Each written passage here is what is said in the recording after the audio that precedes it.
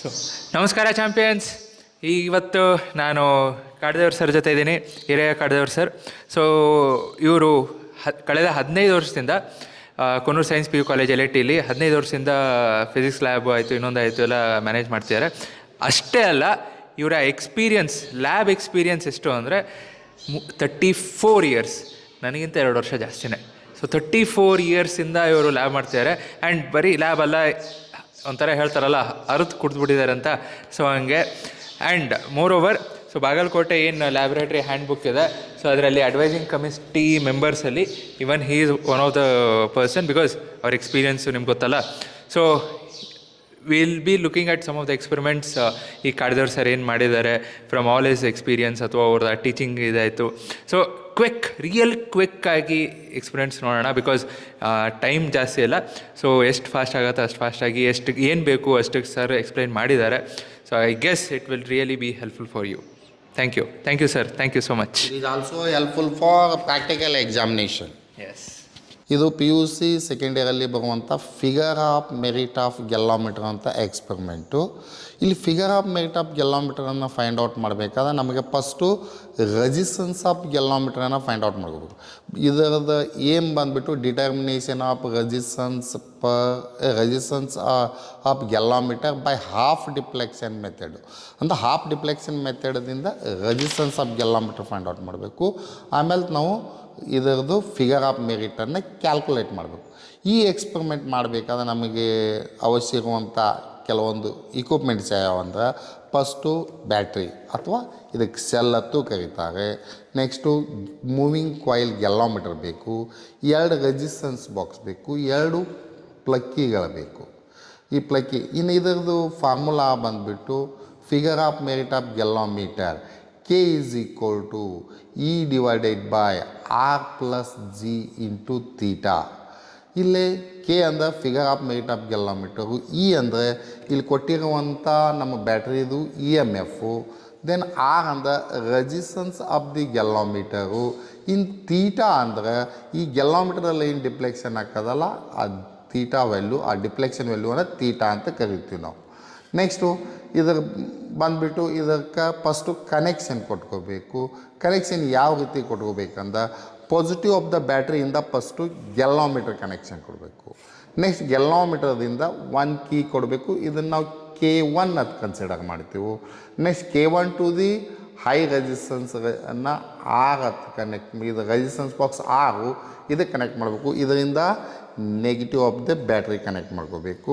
Then ಈ ಗೆಲ್ಲೋಮೀಟರ್ಗೆ parallel ಆಗಿ ನಾವು ಹಾಫ್ ಡಿಫ್ಲೆಕ್ಷನ್ ಮೆಥಡ್ ಮಾಡೋ ಸಂಬಂಧ ಈ ಒನ್ ಎಂಡದಿಂದ ಒಂದು ಲೋ ರೆಸಿಸ್ಟೆನ್ಸ್ ಬಾಕ್ಸು ಮತ್ತು ಅದರ್ ಎಂಡದಿಂದ ಪ್ಲಕ್ಕಿಯಿಂದ ಇನ್ನೊಂದು ಎಂಡ್ ಆಫ್ ದಿ ಗೆಲ್ಲೋಮೀಟರ್ ಕನೆಕ್ಷನ್ ಮಾಡ್ಕೋಬೇಕು.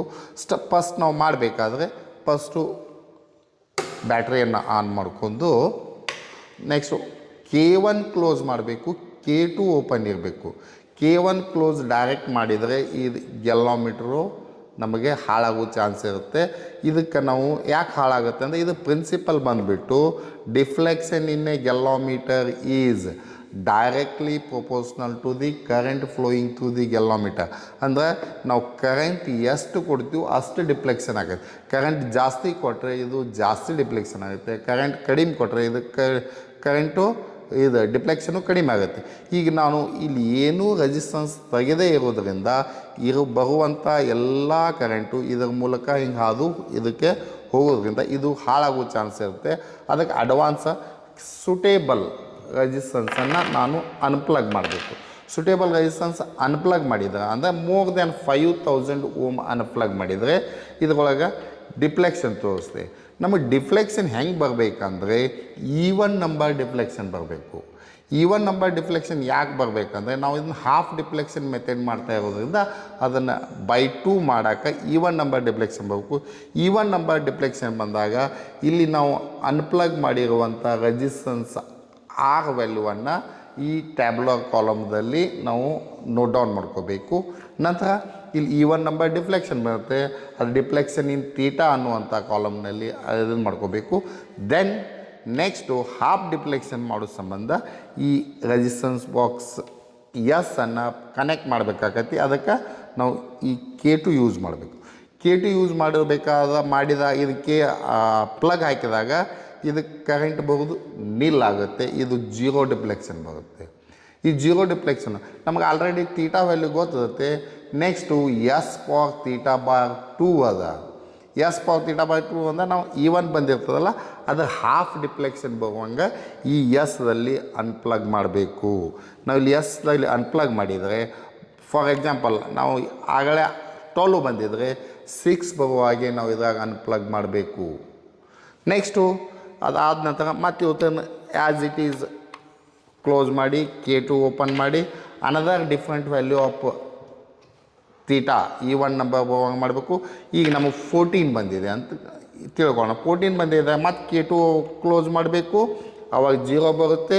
14/2 7 ಬರುವಂಗೆ ಮತ್ತು ಇದಾಗ ಅನ್ಪ್ಲಗ್ ಮಾಡಬೇಕು.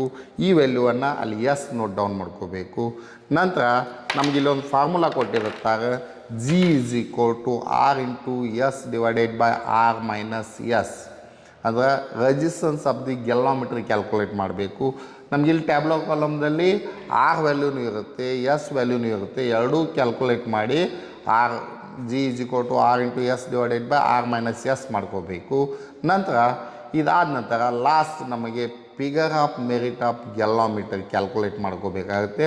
ಆ formula K = E / R + G × θ.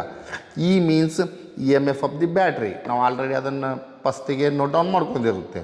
ಆಮೇಲೆ ಆರ್ ವ್ಯಾಲ್ಯೂ ಇಲ್ಲಿ ಟ್ಯಾಬ್ಲೋ ಕಾಲಮ್ದಾಗಿರುತ್ತೆ, G ವ್ಯಾಲ್ಯೂ ಕ್ಯಾಲ್ಕುಲೇಟ್ ಮಾಡ್ಕೊಂಡಿರುತ್ತೆ, ತೀಟಾ ವ್ಯಾಲ್ಯೂನು ಆಲ್ರೆಡಿ ಇಲ್ಲಿ ಇರುತ್ತೆ. ಅದನ್ನ ಕ್ಯಾಲ್ಕುಲೇಟ್ ಮಾಡ್ಕೊಂಡು ಅದರ ಮೀನ್ ವ್ಯಾಲ್ಯೂ ಫೈಂಡ್ ಔಟ್ ಮಾಡಿದರೆ ನಾವು ಆರ್ ಮತ್ತು G ಮೀನ್ ಫೈಂಡ್ ಔಟ್ ಮಾಡಿದ್ರೆ ನಮಗೆ resistance of galvanometer and figure of merit of galvanometer ಎರಡು ವ್ಯಾಲ್ಯೂ ಸಿಗ್ತವೆ. ಅದನ್ನು ನಾವು ಆ್ಯಸ್ ರಿಸಲ್ಟ್ ಅಂತೇಳಿ ಕನ್ಸಿಡರ್ ಮಾಡಬಹುದು. Thank you. Figure of merit of galvanometer, ಇಲ್ಲಿ figure of merit of galvanometer formula ಬಂದುಬಿಟ್ಟು K = E / R + G × θ. ಇಲ್ಲಿ E means EMF of the battery, R means resistance connected series with galvanometer. ನಾವು ಗೆಲ್ಲೋಮೀಟರ್ದ ಸೀರೀಸ್ದಾಗ ಏನು connect ಮಾಡಿರ್ತೀವಲ್ಲ ಆ value ಇರ್ತದೆ. G ಅಂದ ರೆಸಿಸ್ಟೆನ್ಸ್ ಆಫ್ ದಿ ಗೆಲ್ಲೋಮೀಟ್ರ, ತೀಟಾ ಅಂದ ಡಿಫ್ಲೆಕ್ಷನ್ ಇನ್ ಗೆಲ್ಲೋಮೀಟರ್ದಾಗ ಏನು ಡಿಫ್ಲೆಕ್ಷನ್ ಆಗ್ತದಲ್ಲ ಆ ವ್ಯಾಲ್ಯೂವನ್ನು ತೊಗೋಬೇಕು. Next circuit diagram. ಇಲ್ಲಿ G ಈ ರೀತಿ ಕನೆಕ್ಷನ್ ಇರ್ತದೆ. ಈ K1 ಕ್ಲೋಸ್ ಮಾಡಿ ಆರ್ ಅನ್ಪ್ಲಗ್ ಮಾಡಿ ಇಲ್ಲಿ ಗೆಲ್ಲೋಮೀಟ್ರನ್ನು ಒಳಗಿರೋ ತೀಟಾ ವ್ಯಾಲ್ಯೂವನ್ನು ನೋಟ್ ಡೌನ್ ಮಾಡ್ಕೊಂಡು ಆಮೇಲೆ K2 ಕ್ಲೋಸ್ ಮಾಡಿ ಎಸ್ ಒಳಗೆ ಅನ್ಪ್ಲಗ್ ಮಾಡಬೇಕು, ಒಂದು ಹಾಫ್ ಡಿಫ್ಲೆಕ್ಷನ್ ಮಾಡ್ಕೋಬೇಕು. ಅದಾದ ನಂತರ ಆ್ಯಸ್ ಟ್ಯಾಬ್ಲೋ ಕಾಲಮ್ದಾಗ ಏನೇನು ಬರೀಬೇಕು. ಇಲ್ಲಿ ಆರ್ದಾಗ ಏನು ಅನ್ಪ್ಲಗ್ ಮಾಡಿರ್ತಲ್ಲ ಆ ವ್ಯಾಲ್ಯೂವನ್ನು ಆರ್ ವ್ಯಾಲ್ಯೂ ಅದು ಬರ್ಕೋಬೇಕು. ಡಿಫ್ಲೆಕ್ಷನ್ ತೀಟಾ ಗೆಲ್ಲೋಮೀಟ್ರದಾಗ ಏನು ತೀಟಾ ಡಿವಿಷನ್ ಕಾಣಿಸ್ತೋ ಅದನ್ನು ಇಲ್ಲಿ ಬರ್ಕೋಬೇಕು. ಎಸ್ ಪವರ್ θ/2 K2 ಕ್ಲೋಸ್ ಮಾಡಿ ಆವಾಗ ಎಸ್ ಅನ್ಪ್ಲಗ್ ಮಾಡಿದಾಗ ಆ ವ್ಯಾಲ್ಯೂ ಎಷ್ಟು ಬರ್ತದೆ ಅದನ್ನು ಬರ್ಕೋಬೇಕು. G = ಕ್ಯಾಲ್ಕುಲೇಟ್ ಮಾಡಬೇಕಾದ್ರೆ G = R × S / R - S ಇರುತ್ತೆ. ನಮಗೆ ಎಸ್ ವ್ಯಾಲ್ಯೂನು ಇಲ್ಲೇ ಇರುತ್ತೆ, ಆರ್ ವ್ಯಾಲ್ಯೂನು ಇಲ್ಲೇ ಇರುತ್ತೆ. ಅದನ್ನು ಕ್ಯಾಲ್ಕುಲೇಟ್ ಮಾಡಬೇಕು. ಕ್ಯಾಲ್ಕುಲೇಟ್ ಮಾಡಿ ಈ ರೀತಿ ಡಿಫ್ರೆಂಟ್ ವ್ಯಾಲ್ಯೂವನ್ನು ತೊಗೊಂಡು 3 ಟೈಮ್ಸ್ G ವ್ಯಾಲ್ಯೂ ಕ್ಯಾಲ್ಕುಲೇಟ್ ಮಾಡಬೇಕು. G ವ್ಯಾಲ್ಯೂ ಮೀನ್ ಅಂತ ಫೈಂಡ್ ಔಟ್ ಮಾಡಿ, that means average resistance of the galvanometer. ಇದಾದ ನಂತರ next K = K means figure of merit of galvanometer, E / R + G × θ. ಅಂದರೆ E ಅಂದರೆ EMF of the battery, R means resistance ಇಲ್ಲಿರುತ್ತೆ, galvanometer value ಇಲ್ಲಿ calculate ಮಾಡಿರ್ತೀರಿ, theta also ಇಲ್ಲೇ ಇರುತ್ತೆ. ಅದನ್ನು ಕ್ಯಾಲ್ಕುಲೇಟ್ ಮಾಡ್ಕೊಂಡು ಅದನ್ನು ಎವರೇಜ್ ಫೈಂಡ್ ಔಟ್ ಮಾಡಬೇಕು. ಈ ಎವರೇಜ್ ಬಂದಂಥ ವ್ಯಾಲ್ಯೂವನ್ನು ನೀವು ಏನು ಮಾಡಬೇಕು, ರಿಸಲ್ಟದಲ್ಲಿ ಅವನ್ನ ಮೆನ್ಷನ್ ಮಾಡಬೇಕು. ನೆಕ್ಸ್ಟು ಇದು ಭಾಳ ಈಸಿಯೆಸ್ಟ್ ಎಕ್ಸ್ಪರಿಮೆಂಟ್ ಇನ್ PUC ಸೆಕೆಂಡ್ ಇಯರು. ಈ ಎಕ್ಸ್ಪರಿಮೆಂಟನ್ನು ನೀವು ಯಾರಿಗೂ ಅಂಜೋದು ನೆಸರಿ ಇಲ್ಲ, ನೀವು ಈಸಿಯಾಗಿ ಮಾಡಿ ಮುಗಿಸ್ಬೋದು.